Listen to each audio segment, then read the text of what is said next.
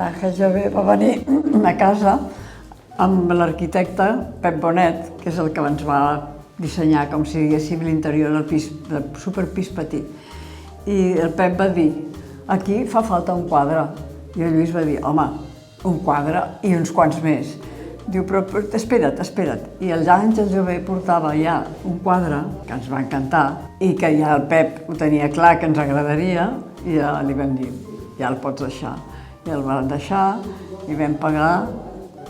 Ho vam pagar en 6 mesos. En 6 mesos, a 1.000 pessetes al mes, perquè no donàvem més per pagar-lo de cop.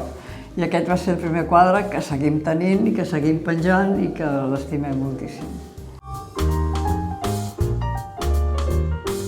Segurament l'escultura aquesta del Miró, que recorda bastant les constel·lacions del Miró i que té una història curiosa. En aquella època vivíem a Londres, la Carmen i jo, i havíem vingut uns dies a Barcelona, que ho fèiem sovint quan vivíem a Londres, i em van avisar que una sala de subhastes de Londres, no recordo si era la Christie's o la Sotheby's, tenien en venda una escultura de Miró que la vam veure en foto i ens va encantar.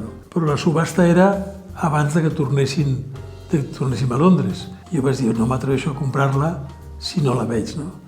I recordo que vaig fer un esforç brutal, vaig agafar un avió un dematí, vaig anar directament amb un taxi a la sala de subhastes, vaig veure la peça, es va enamorar, em va enamorar, i amb el mateix taxi vaig tornar a l'aeroport per agafar un altre avió cap a Barcelona. I després per telèfon la vaig poder comprar. Evidentment hi havia altra gent que també anava fent les pujas, però bueno, afortunadament allò es va aturar en un moment determinat i l'última puja era la nostra i ens la vam poder quedar.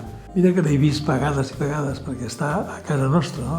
Al menjador de casa nostra, i la veig cada dia 3 vegades com a mínim. Però no m'ha deixat d'agradar mai. Bueno, és una de les peces favorites nostres, no perquè sigui el Miró, sinó perquè ens transmet una manera de pensar d'un home que ja era gran i que continua fent coses com si fos un jovenet que està experimentant, no? Grandíssim artista, Joan Miró.